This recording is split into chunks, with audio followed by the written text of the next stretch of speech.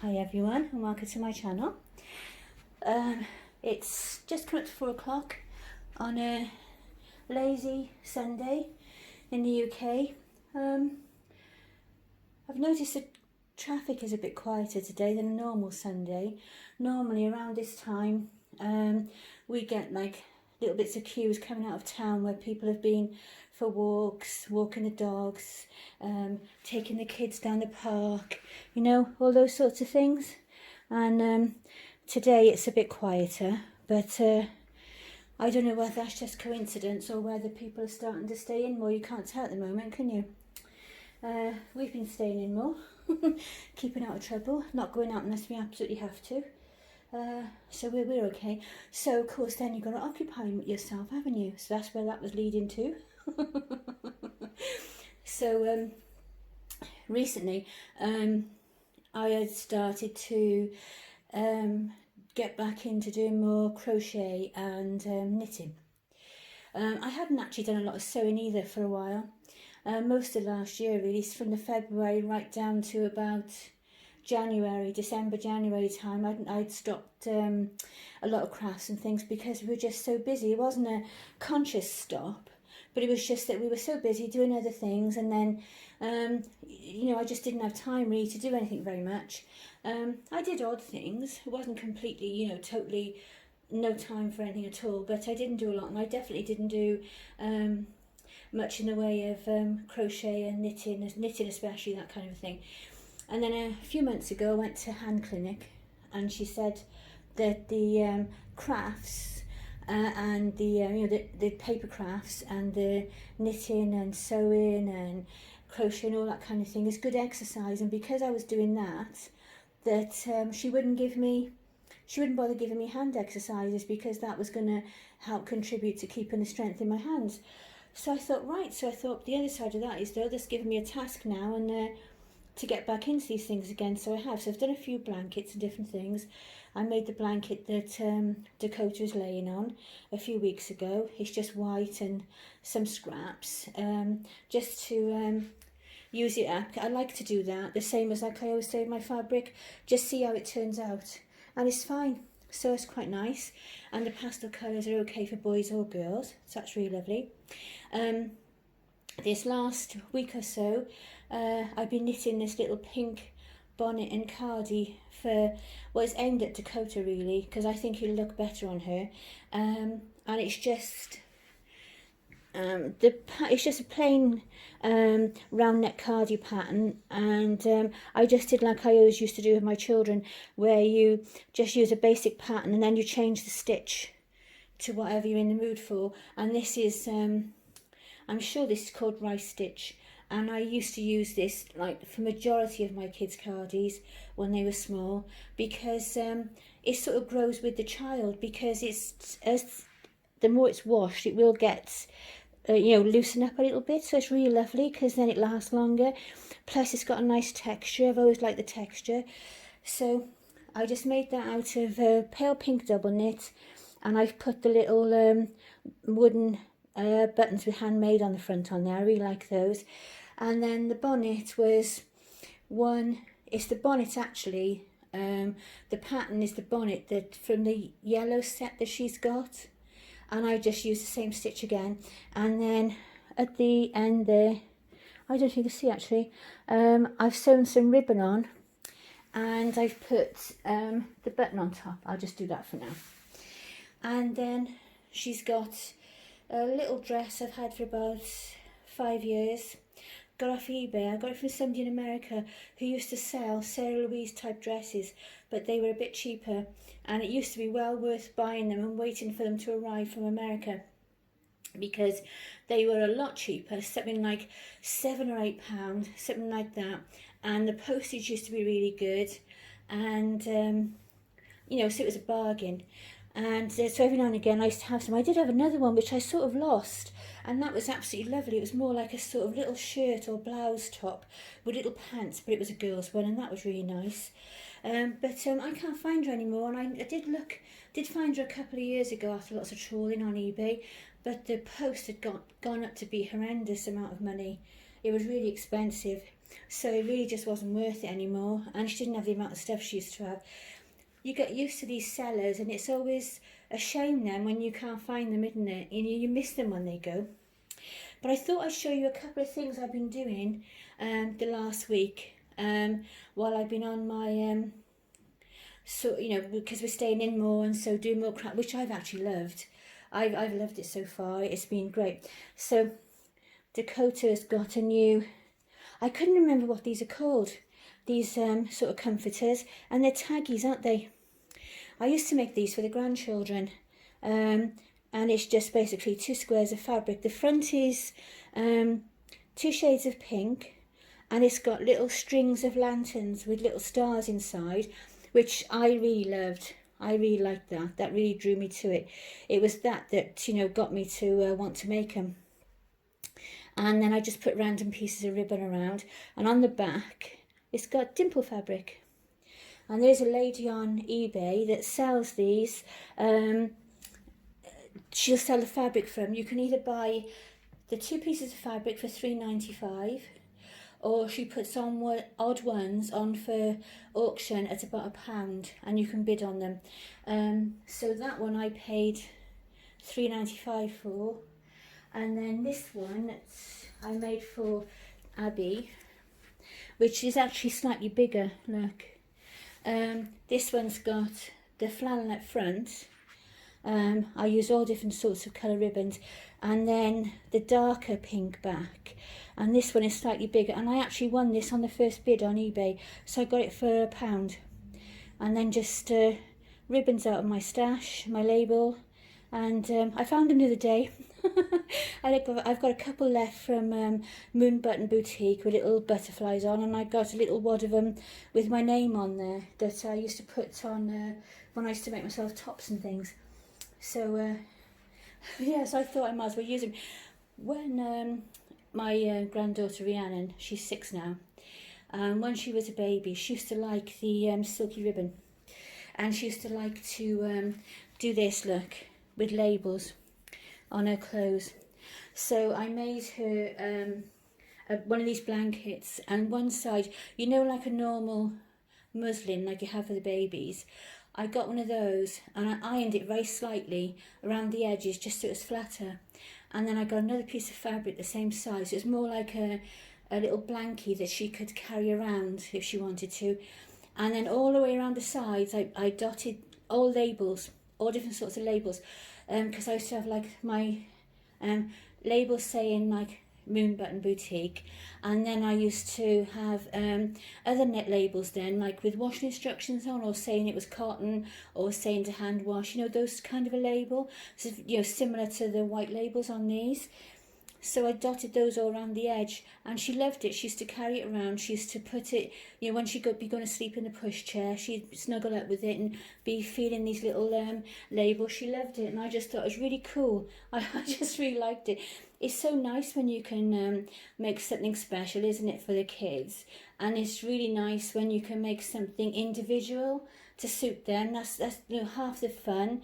And the pleasure, isn't it, when you're making something handmade, is making something that's, you know, suits the purpose that you can't buy in a shop.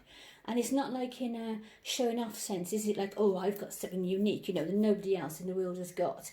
It's not that kind of a thing, is it? It's just that you can personalise it and make something to suit the, you know, whoever it's for, which is really lovely. You know, they might really like something, but nobody does it in some really random colour or something, and then they can say, oh, Nan, could you do me a teddy bear in you know, I don't know, some sort of random sort of obscure fabric that they can't find anywhere else, and the nanny just happens to have in her stash.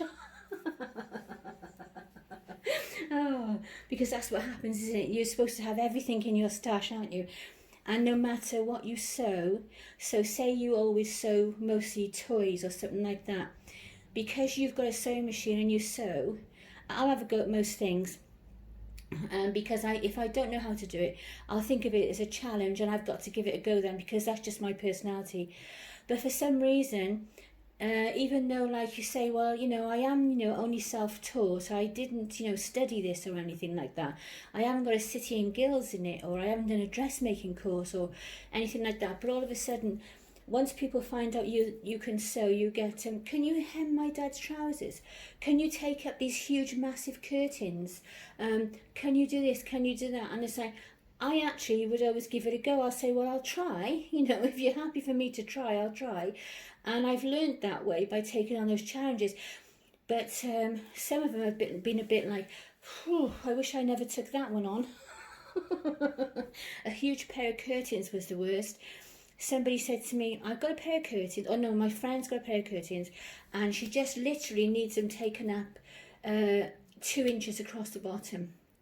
Would you do it? And me, idiot, I says, yeah, of course I will, thinking I'm just going to basically fold the end over, probably pin it, iron it, you know, and run the sewing machine across. And when she brought them over, they were about 90 inches wide and about 90 inches tall, and each one, and they were all lined, and the lining was sewn to the back, so it was a case of all the lining had to be altered as well as the hem being altered. And it was just like, oh my goodness me, everything had to be cut. And trying to get on the floor in the living room and spread these huge curtains out so that you could cut the hem and, you know, do the hem and all, because it wasn't just a couple of inches either, you know, it was proper alteration needed doing, which would have cost her a couple of bob if she'd gone to somebody professional to do it, probably about 20 quid I would imagine. And but I did them and I learned from it. But next time I learned to say how big, because that's how you learn, isn't it? If they're only tiny, it's fine. The same friend sent to me a few years later that she'd found the curtains for her daughter's bedroom because they just moved house, and these curtains were absolutely perfect colour and everything. Noisy motorbike. But they really needed, you know, quite a bit chopped off the bottom. But they, you know, she said they're only easy this time. You don't have to worry about lining and things like that, because, you know, it's just basically hem them. So I said, yeah, I'll have a look. So I cut them, measured them, cut them, and did the hem and everything. And they were absolutely fine. I was happy with that. And it was totally different doing that to doing the other ones, because it was just the way the others were made and because they were so big. But and then with the piece that I cut off the bottom, I realised, because it was about 18 inches or so, probably very slightly more. So I realised that out of that then I could make 2 nice cushion covers for her daughter to put on her bed. So I did that for her, and I didn't say anything. And I just did like the plain, it was like a very dark red it was, because she wanted like a London theme in her bedroom because she was a teenager at the time. And I just did the plain cushion covers, and on the back I didn't put a zip in there or anything. I put them, you know, where they cross over at the back, where the covers cross over, and then I put buttonholes on there, and I put 2 big wooden buttons on the back of each one, and they looked really cool. And they looked really nice, and I was really chuffed with them, and they were chuffed with them as well, and that was nice. But the first lot of curtains you could keep. They were awful. So that's a couple of things I've been making in the last week or so. And then I did have a little play while I was waiting for this one to arrive in the post. I try and stay away from the microphone today, because if I go down too close on this side, then it makes it, you know, you can tell picks my voice up too much, and I'm too close to the microphone, and it just sounds horrible. And then I don't want to be going all the way back in and trying to edit out one little piece and losing the thread of the conversation and that kind of thing. It's just a nightmare. So last time I just had to leave it in and hope for the best. If that ever happens, I do notice these things, but sometimes, it's just like it's so awkward to try and cut it out. So anyway, while I was waiting for the second one to arrive in the post, and my brain was on that theme then, wasn't it, to make them. So I did try this one just for play, just for practice, because I like to do that as well. And this one is a piece of embroidery anglaise on the front, and then the ribbons all around, and then teenagers and their motorbikes, and then on the back is just fabric, and that's quite nice too, isn't it? That's, some babies might like You know, if it was a real baby, that'd be okay as well, wouldn't it? I think it's quite pretty. So I like that. So I did think, you know, it does work out okay. So I think I might, in the future, sometimes when you make a dress or something, it might be nice to make a little taggy blanket to go with it, wouldn't it?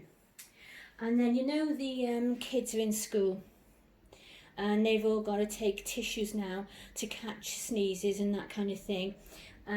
So all the kids have got their hand sanitizer, if you can get any. My son's making his own, so his kids have got it, and my daughter's waiting for the stuff to arrive to make their own. But you can't get it for love nor money anywhere. I can't get paracetamol, can't get hand sanitizer anywhere lately. And it could go on, it's getting to be a list, but sensibly, a lot of places like Tesco's are rationing things now, aren't they? Which is really good, because you see some of these films on telly, and these people are like filling a whole shopping trolley with toilet rolls, and I'm thinking, oh my goodness me, maybe buy an extra packet or two, because if you've got to stay indoors all of a sudden for 7 or 14 days or something like that, you're going to need a couple of packets, aren't you? And then that saves the delivery man having to take a risk by delivering to you, and it means that family don't have to take a risk by delivering you. But a whole trolley full, that's a bit much, isn't it? And it means as well, people who are vulnerable, we've got, where we live is like a little block of flats, and it's all older people. I'm, one of the youngest ones here, and I'm nearly 60, and then it goes up to like 80 odd. And some of them are quite frail, and some of them have got, carers that come in a few times a day to look after them. We've got a bit of a mix. But most of them here are, if they're not older, they're a bit on the poorly side, because that's why we're here, because that's how, you're allowed to be here. I've lost my thread now. Oh, and I was thinking, not all of them have got cars. So they're going to have to go out when all the younger ones have been there busy filling their cars up and taking all this stuff and pushing big trolleys of stuff around. And, the UK pension isn't a lot of money. And they're going to have to go around and wander around, putting themselves at risk, trying with their little shopping trolley or their little shopping bag, trying to find these things that they need. So when you go out and if you are tempted to buy 20,000 million toilet rolls and all the big beans on a shelf, give a thought for other people as well, because now they're saying that in the next couple of weeks they're going to probably be saying that 70 and overs have got to stay indoors for up to 2 months in the UK.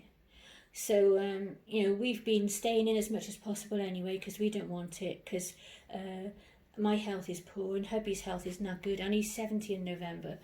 So we're more vulnerable. So we decided that we would stay in at the start. It's just like see how things go, but we decided that we would stay in more and just to go out if we had to, and just see how things went for a little while. And of course me, because I'm a bit like pioneer spirit, everything like this kind of thing is a challenge. I will not be beat by a bug. So I'm like Noah in the ark. I'm already getting my couple of packets of extra toilet rolls and things like that when everybody else is still laughing at me. And I'm not laughing now that I've got 6 bottles of UHT milk, just in case we have to stay in for 2 weeks and this sort of thing, and a few packets of extra toilet rolls and rice for the dog, because I'm not having the dog go without her rice and different things. But at the same time, I'm not going to stockpile 3 million things either and deprive somebody else. But, so it's going to be handy, I think. So I don't know how we're supposed to manage with that over the next few months. We just have to play it by ear, I think. But back to the goodies. So one of the things I'd make, I was saying about the tissues, wasn't I? So I'll put the thing that's ringing down. And I decided that I would make some little tissue holders, because I set myself a challenge which will last as long as I'm in the mood for. So I do warn you. Because you get these ideas, don't you? And then you think to yourself after a week, I'm flipping fed up with that now. But I decided to set myself a little bit of a challenge earlier on in the week, and I decided that I would not order any like new full meters of fabric to sew things while we're indoors more, but I'll set myself a challenge for a week or two to use up some of the smaller pieces and the scrap pieces and see what can be made. So that's really where this comes from as well, the cloth one of these. So then I decided then to make these for the kids. So I've got 12 grandchildren altogether, and that includes my great-granddaughter, who's 2. She was 2 at Christmas. So I decided that the younger ones, because they go from nearly 2, Jackson the youngest, up to 23, I think Jade is. So I thought the younger ones, they can have something off Nanny to put their tissues in for school, and it would make it more fun. So you might have seen these already on Instagram. I was going to say Pinterest then, but I haven't posted it on Pinterest. On Instagram. And these are little tissue holder monsters. Like, they're supposed to be like tissue munching monsters or something like that. I'd like to say it's my idea, but it's not. I did see it online many years ago, but I never did the monsters. I just did the basic tissue holder for myself. I always have them in my bag. I always have one of these in my bag with my tissues in. So these are just little scraps of fabric, and I thought this piece was bright and cheerful. So, and then I just put black buttons for the eyes, and cute, aren't they? And then the black rickrack, because I didn't have white. I've only got black or pink, so I used black, and that's supposed to be like their teeth. So they're supposed to be like little monsters. But as soon as Herbie saw it, he said, "Oh, it looks like a frog." So I think you can have them for wherever you want. But I thought they'd just be fun for the kids. So I sent a message to my daughter Emma. I said, "Oh, look at these, isn't this cute? I'm going to do one of these each for the younger grandchildren." And she said, "Oh," she said, "you'll have to see if you can do like little things that will hold their hand sanitizer that's got little straps on or something, so that they can put it on a strap, like you have water bottle holders, something like that, and then the kids can put their little bottles of sanitizer in there, and then they can just run around because they can have this thing strapped around them." So I'm going to try and work out something for that in the week, and see if I can find something and make it into something they can carry around perhaps. But I'll let you know if I work that out, if anything develops. And then the other thing I'm going to do as well, this is one of them. And I decided the other week that I wanted to make a collar for Lexi, because she needs a new collar. And I thought, instead of buying one, that I would make one. And then I thought, oh, I know what I'll do. I'll make several of them, and then I'll keep 1 or 2 back, for her or whatever in the future if I like them. And then I'll pass them around to friends and whatever as well, maybe, who've got dogs. So I don't know if you can you see that? It's difficult to see through the thing, isn't it? Through the phone. I couldn't find the word. Oh my goodness sakes. Yeah, so it's got a little bell on it, because when Lexi goes around, she always has a bell on her collar, because she wanders around the flat, and she's only little. She's quite a small Westie, really. And she goes all around the flat wandering around, and she goes off hiding stuff under beds and things like that. So if we have the little bell on there, I always know where she is. And I've always done that because I've had a lot of little dogs, little chihuahuas and little Yorkies and that kind of thing. So it's just a habit, really. Every time we have a new dog, it always has a bell. So that was us. So I just thought they might be interesting to see. Just show you this afternoon some of the things I've been making. I started another blanket today. I'm going to put pastel colours again. It's going to be a corner-to-corner blanket this time, which, if you don't know about it, is actually quite easy to make. It seems difficult, but it's not, and because you do it on the diagonal. So basically, that's why it's a corner-to-corner blanket. So you start at one corner, and each row you go one of these little things of trebles wider each side. And then basically I just go it and do them until it's as wide as I want it, and then I start decreasing then, and that makes the blanket. So I'm going to do something similar to what I've got here, but it's going to be stripes. It'll be stripes going across on the diagonal, because I did buy a nice little stash of baby wool in a sale, and which is part of what she's used, what she's got there. So yeah, so that's it. So that'll be showing soon. Or I will show you soon when it's done. I'll probably put it under the babies one day on here, and you'll see it. And that's it, really. I don't know what else to say. Oh, pop along to that's one of the things I was going to say. If you'd like to, pop across to Hello Dolly, because Suzanne has got the most gorgeous, gorgeous, gorgeous new baby. She's got the Miranda asleep, and she is beautiful. And I am really absolutely besotted with her. Absolutely gorgeous, proper, dainty little girly looking sculpt. Really lovely. Pop along to Hello Dolly and see her box opening, and she's absolutely lovely. One of the best Mirandas I've seen, I think. I definitely, she's just painted so nicely, and I know that Suzanne is over the moon with her, and I'm really chuffed for her. I was getting excited with her when I saw her, and then she's starting to open the box and she's chatting away, and then I got the anticipation building up, because I'm thinking, oh, I can't wait to see what's in the box, because I'm just such like a big kid to these things. And then excuse me, and then she opened it up and she had the nice cellophane stuff on the top and everything, which was really pretty. And then the baby came out, and you could see that she was on the heavier side as soon as she picked her up. And then you got little legs and little arms come out, and I was thinking, oh, she's going to be lovely, dainty like my Dakota is. And then it got to the face then, and she lifted the blanket back, and the baby is absolutely gorgeous with the most beautiful headband as well, and it really, really suited her. It was such a good choice. It was absolutely lovely, and I was really chuffed about that. I was really chuffed for her. I can't wait to see more of her now. I shall enjoy looking out for her. But Suzanne's got some lovely babies, and she does the most wonderful knitting for her babies. Really lovely things. So pop along to her channel. I'll put the link underneath. It's Hello Dolly. And she hasn't got a lot of subscribers, which is a real shame actually. So pop along and subscribe if you enjoy it and you would like to see more of her videos, because she's lovely. And then what else was I going to say? I got this awful feeling that I was going to say something, and now that I'm in here, it's completely gone out of my mind. Oh well, I was going to end there anyway, because we haven't got the best light. But so stay safe, everybody. Oh, what was I going to say about the community? Because with all this stuff going on at the moment, I mean, this is probably going to be the only time I'm going to talk very much about it. I might say odd things, because it's just going to be how life is now, isn't it?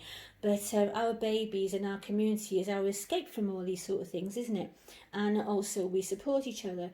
So I think over the next few months, it's going to be a tough time for, most of the world, really. So I think that, now is the time for everybody in the hobby, even more than ever, to pull together and be supportive of each other. And we need plenty of positivity, plenty of support, and show everybody, that we are, a sound community. And all the silly little things are even less important than they were before. Before there was like kids in a school playground. It's totally ridiculous a lot of the time. 99.9.5% of the time. I mean, every now and again you get, an odd thing that people really need to know about, and there's things said, but most of the time a lot of these things could be left and there's no need for it.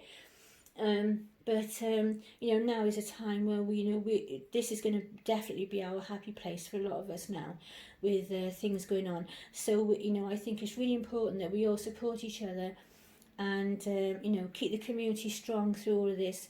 And it's going to be a welcome distraction, I think, to see everybody's babies, and really enjoy the hobby and that kind of thing. So I probably could have put it better, because I'm not very good at saying these sort of things, but I think you'll understand what I'm trying to say. So it really is more important than ever to look out for yourselves and each other, keep an eye on elderly neighbours, that kind of thing. And I should look forward to seeing lots and lots and lots and lots of lovely babies over the coming months, and seeing lots of happy videos, and everybody enjoying the hobby more than ever, really.